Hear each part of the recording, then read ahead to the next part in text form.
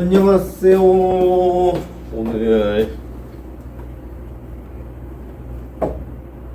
수업은 153쪽에 열기관을 할 거예요. 열기관?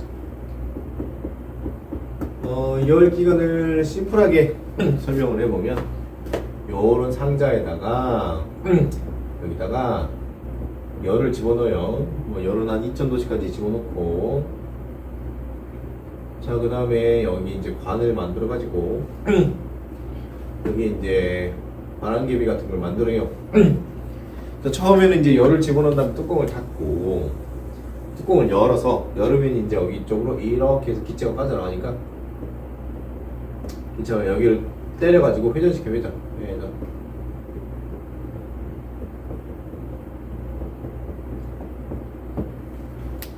알았죠? 이렇게 되는 걸 우리가 열기관이라고 합니다. 그럼 이제 얘를 회전시키고 나서, 그러니까 2000도씨 기계가 여기를 때리고 회전시키고 나서 이렇게 나가는 기계는, 기체는 조온의 기체. 그래서 고온의 기체 2000도씨가 때려가지고 조온의 기체로 빠져나가요. 자, 그거를 이제 153쪽에는 심플하게 표현을 했는데, 고열, 예를 들어 2000도씨가 들어간 다음에 저열로 빠져나갑니다. 저열. 그러면서 일을 해요. 알았죠? 고열을 우리가 Q1이라고 하고 저열을 Q2라고 해요. 문자는 사실상 뭐 의미가 없고 Q가 열량이다. 그래서 얘 둘이 똑같이 Q를 못 쓰니까 원트라고 쓴 거고, 또는 높은 온도라고 해서 QH, 낮은 온도라고 해서 QL이라고 합니다. 그래서 원인은 Q1이 원인이라서, 그래서 Q1은 결과, E를 W라고 하거든요. 그래서 결과 W 플러스 Q2라고 한다. 됐지요? 자, 그게 이제 153쪽 내용이고, 열 효율. 자, 예시를 한번 들어보면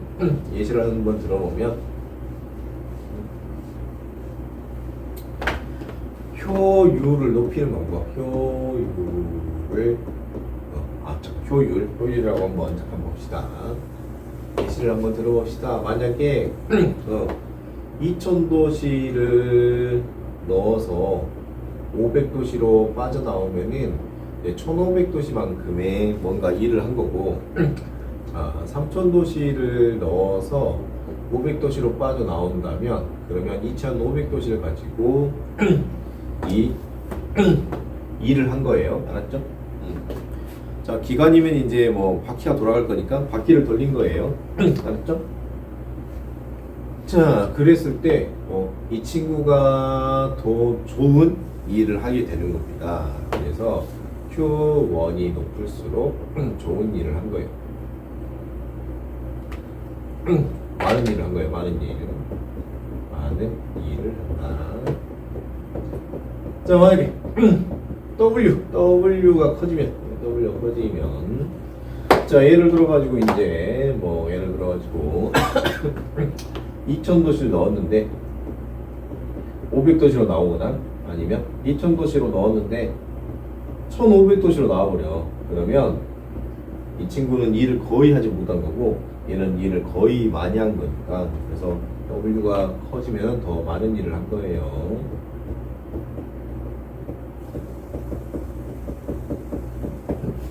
자, 그래서 얘들이 어떤 식으로 많은 일을 하냐 해서 구한 게 바로 일의 효율입니다. 자, 그걸 이제 열 효율이라고 하고, 영어로는 E를 써요. 그래서 E는 원인 Q1분의 결과 W다. 근데 아까 Q1이 W 플러스 Q2라고 했으니까 여기다가 대입을 하면 Q1분의 Q1 마이너스 Q2고, 이게 이렇게 하면 1 마이너스 Q1분의 Q2입니다. 열 효율의 최대값. 그러면 열 효율을 최대로 하려면 어떻게 할 거냐?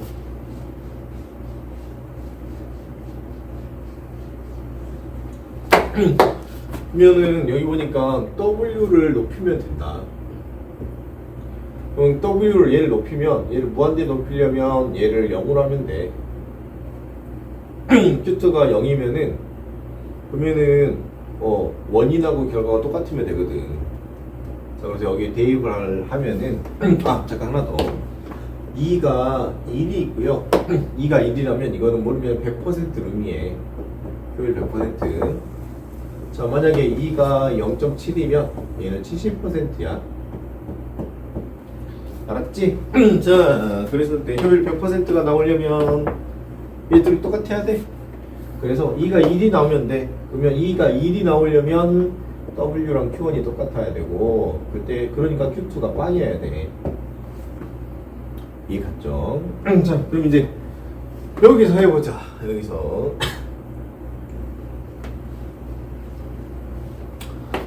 우리가 에너지랑 관련된 온도 단위가 있어요. 에너지랑 관련된 온도 단위. 그게 누구냐면 절대 온도야. 절대 온도. 자, 켈빈을 쓰죠. 켈빈을. 그래서 농도시가 273켈빈이고 1도시는 274켈빈이고, 그래서 이 친구 값에다가 숫자에다가 273만 더하면 켈빈이야. 자, 그럼 이게 어떻게 되는 거냐면 자, 만약에 이 조건대로 되려면 예를 들어서 뭐 2500켈빈에 열이 들어와 가지고 일을 하고, 저 열로 얼마로 나가야 되냐면 에너지 0으로 나가야 돼. 에너지 0. 에너지 0이 켈빈으로 바꾸면 마이너스 273켈빈 이렇게 나가야 되거든. 무슨 말이냐면 기름을 넣었어. 기름을 넣었는데 배기가스에서 마이너스 273도씨의 공기로 나가야 돼. 가능해? 불가능해? 불가능하지? 불가능해서 2가 1이 될 수 있다 없다? 될 수 없다. 그래서 2는 무조건 1보다 작다. 그렇잖아. 273도 250켈빈에 열을 넣었을 때, 자동차에다 넣었을 때 열 기관을 돌리고 빠져나가는 공기가 270 미안하다. 미안 쏘리 에너지가 0이면은 이게 273켈빈이 아니고 0켈빈 마이너스 273도시네. 자, 그래서 273켈빈에 열을 넣었을 때 얘가 0켈빈으로 빠져나간다. 배기가스에 있는 공기가. 혹은 마이너스 273도씨의 배기가스가 빠져나간다고 하는 것은 불가능해. 그래서 이는 무조건 1보다 작아야 돼. 이해가 갔지? 자, 이게 153쪽에 나와 있으니까 잘 정리해주면 될 것 같아. 자, 다음을 한번 봐보자. 다음 154쪽 에너지 효율을 높이는 기술, 하이브리드 자동차. 자, 그러면 자동차의 종류는 몇 개가 있냐? 자동차의 종류는 몇 개가 있냐면 대표적으로 3개가 있는데 우선은 기름차가 있고, 자, 그리고 전기차가 있고, 이 기름차랑 전기차를 합친 게 하이브리드야. 하이브리드. 잡종이란 뜻인데 섞었다라고 생각하면 돼. 저 기름차 같은 경우에는 이제 기름 엔진을 쓰고, 전기차 같은 경우에는 전기 모터를 쓰고, 전기 모터가 선풍기야. 선풍기처럼 이제 돌아가는 그런 애들 말하고, 얘를 전동기라고 따로 불러. 자, 그리고 하이브리드 자동차는 기름 엔진 플러스 전기 모터가 들어있어요.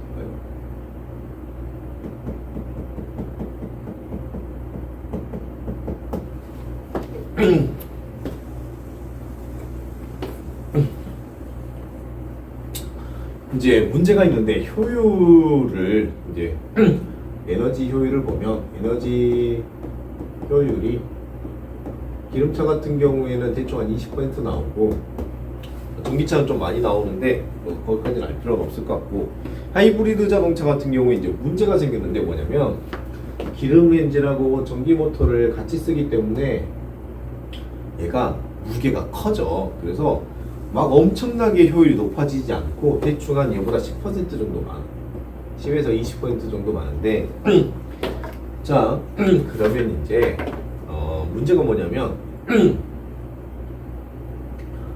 예를 들어서 우리 아버지 같은 경우 만약에 차량을 운전을 하시면은 한 달에 한 20만 원 써. 자 그리고 뭐 하이브리드 쓰면은 한 18만 원 나온단 말이야. 그래서 1년에 대충 하이브리드 자동차가 2만 원 정도 절약을 해. 이걸 1년 절약하면 이제 대충 24만 원도 4만 원 정도 절약을 하는데 이제 하이브리드는 기름 엔진하고 전기 모터를 같이 쓰고 그리고 이제 배터리도 쓰거든. 이제 전기 배터리도 쓰기 때문에 기름차보다 하이브리드 자동차가 500에서 1000만 원 정도가 비싸. 그러니까 하이브리드가 사실상 현재는 경제성이 좀 없어. 그렇죠?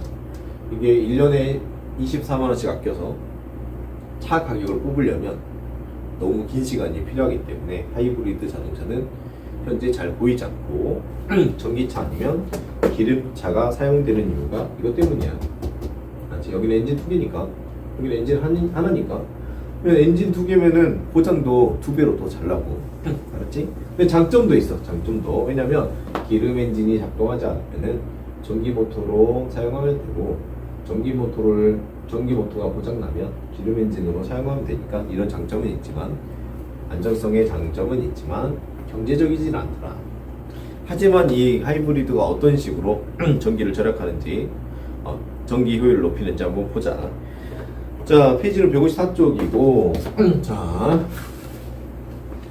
이제 하이브리드 자동차는 전자기유도를 이용하는데 만약에 N극의 S극이 내가 있어. 정제 있고 멀리에 철이 있어. 철도 뭐냐면 중성이거든. 중성이야. 근데 얘가 아래로 이동하면 이제 얘가 N극의 S극이 생겨. 이렇게 됐지? 생기고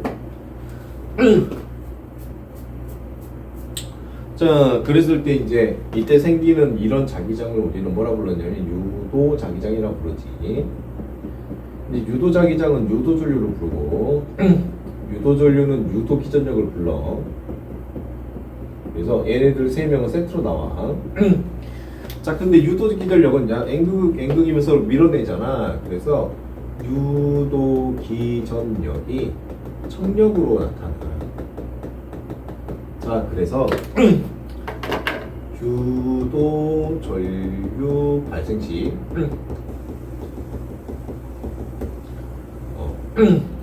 여기 주변의 이동을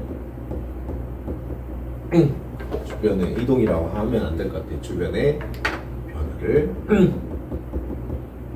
이거 보니까 이동 방향 반대 방향이니까 방해하게 돼.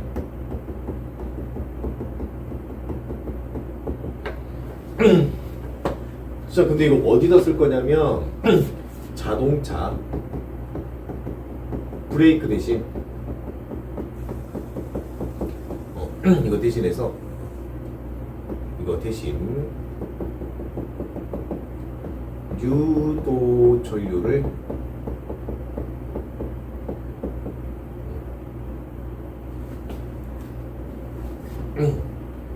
유도 전류를 사용해.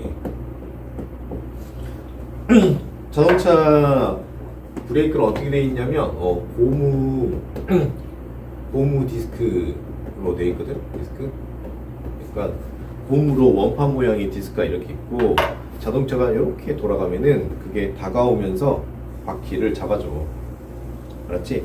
근데 그거를 이제 치워버리고 전자기유도. 그러니까 바퀴가 돌아가는데 예를 들어 여기 쇠로 되어 있으면은 자석을 가지고 그래가지고 그 안에서 전기가 생기는 거야. 전기가 생기면서 브레이크 효과가 되는 거지.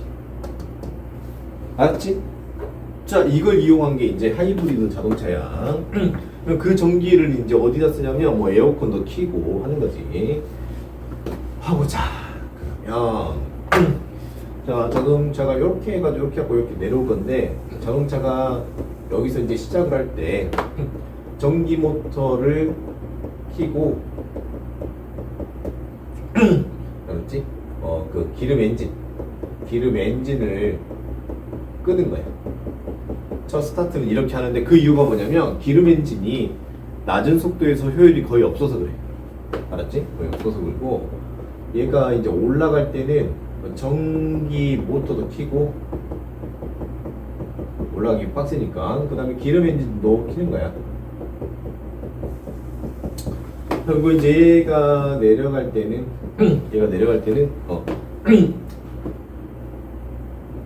전기 모터도 끄고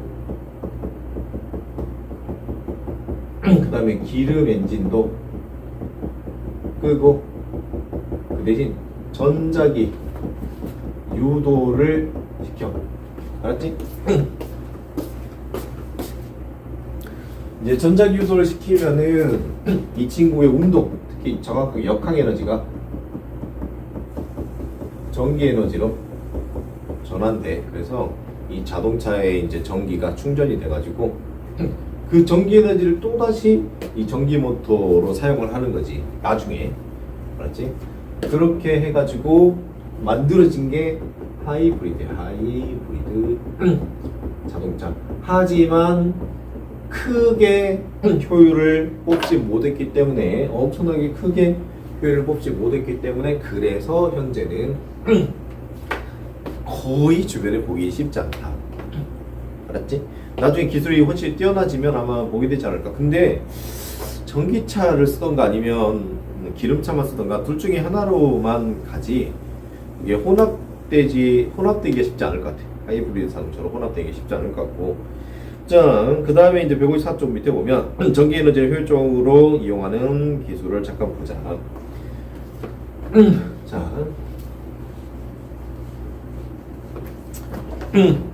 자, 예를 들어서 백열등, 그 다음에 형광등, 그 다음에 LED가 이렇게 있어. 알았지? 자, 이 효율이 얘가 10%고 얘가 60%고 얘가 한 70% 나와. 그 다음에 이제 사용 기한이 있는데 형광등 같은 경우 한 2주밖에 못 써. 미안해. 백열등 같은 경우 한 2주밖에 못 쓰고 형광등 한 1년 쓰고 LED 한 5년 써. 맞지? 자, 근데 얘네들의 가격이 대충 한 이거 한 1,000원 하고 1,000원 하고 요거는 이제 한 5,000원 하고 얘는 한 10,000원 해. 자, 이제 문제가 뭐가 되냐면 이제 소비자 입장에서는 LED가 좋은 건데 이제 판매자 입장에서는 백열등이 좋아. 그러지? 이거 보니까 1년에 한 그러면 24개 정도 사갈 거 아니야. 2주에 1,000원이니까 그럼 벌써 얼마야? 24,000원이니까 얘보다 훨씬 비싸잖아.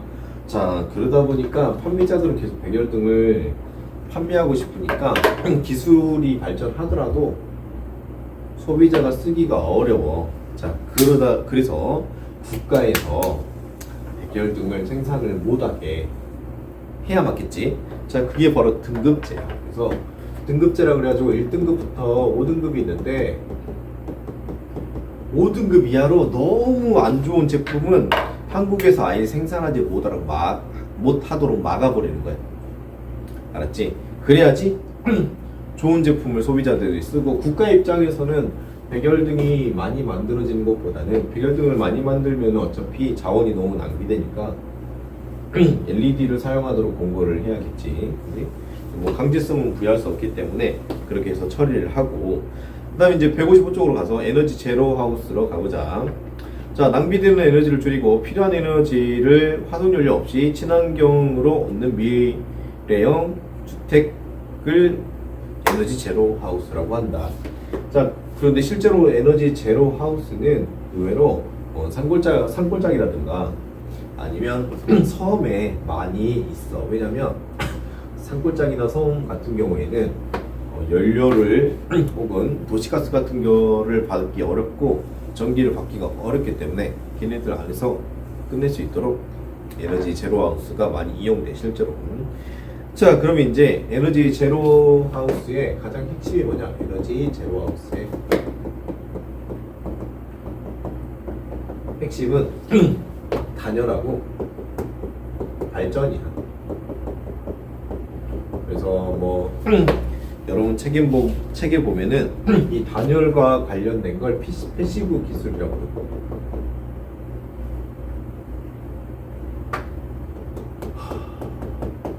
얘를 액티브 기술이라고 부르고. 알았지? 자, 그래서 패시브 기술 같은 경우에는 이제 단열하고 관련된 게 여러분 책에 보면은 이제 뭐 이중창, 근데 요즘은 삼중창도 나와. 삼중창 알았지? 삼중창도 나오고 그 다음에 또 뭐냐? 벽 단열재, 벽과 벽 사이 들어가는 단열재. 그리고 책에 보면 이제 환기를 시킬 건데, 뭐 예를 들어 지금 에어컨 열심히 틀어놨는데 문 열어버리면 이 차가운 기운이 밖으로 다 나가버리잖아. 그러니까 이제 환기 시 단열 되어 있는 장치를 만들어 가지고 환기를 시켜줘. 그래서 최대한 열 손실이 없고, 그리고 차가운 공기도 한번 만들어 놓으면 밖으로 나가지 않고, 겨울 같은 경우에는 방을 따뜻하게 만들어 놔가지고 따뜻한 공기가 밖으로 못 나가도록 그 다음 여름 같은 경우에는 여기를 시원하게 해놓고 시원한 공기가 밖으로 못 나가도록 막아놔. 알았지? 자, 그 다음에 이제 발전부터. 발전 같은 경우에는 이제 태양열, 태양광, 그 다음에 풍력, 그 다음에 지열이 있어. 이제 태양열 같은 경우에는 태양열 지별판이라고 하는 거울 같은 걸 만들어 가지고 태양빛을 모아. 그래서 대충 500도씨에 고열을 생산할 수 있어. 그래서 이걸 가지고 이제 난방에 쓴다거나 그렇게 하는 거고, 태양광은 태양 전지판이라고 하는 친구를 써. 이 친구 같은 경우에는 태양빛을 받으면은 전기를 생산해. 뭐 풍력은 알 거고, 바람을 통해 가지고 바람기부 돌아가면 그걸 가지고 전기를 생산하고, 지열 같은 경우에는 이제 지열을 활용을 하는 건데, 최근에 지열을 좀 잘 안 쓰려고 그래. 왜냐면 지열이 뭐 집에 있는 밑에 지형을 변화시켜가지고 집을 좀 붕괴시킨다든지 아니면 지진을 일으킨다든지 이런 문제가 있어서 요즘 최근에 잘 안 쓰고. 알았지? 그래서 대부분 요즘 이 세 개를 많이 쓴다. 아무래도 경제성은 크게 없어. 어쩔 수 없이. 왜냐면 태양열 설비나 태양광 설비가 비싸. 풍력이라든가. 그래서 개인이 쓰기는 쉽지 않아. 그래서 대규모 발전으로는 사용이 가능한데 지열은 최근에는 확실히 안 쓰고. 알았지? 얼마 전에 옛날 수능 때 한번 지진이 크게 난 적이 있는데, 그게 포항에 있는 지열발전소 때문에 지진이 난 거라 그 이후부터는 좀 안 쓰려고 한다. 이 정도 알아두면 좋고, 과제로는 저기 어디냐? 과제로는 저기 어디까지지? 163초까지 해오면 될 것 같아. 끝. 잘 쉬고. 잘 쉬고. 다음 주 토요일에 학원 방학이야. 알겠지? 꼭 가능하면 내일 왔으면 좋겠어.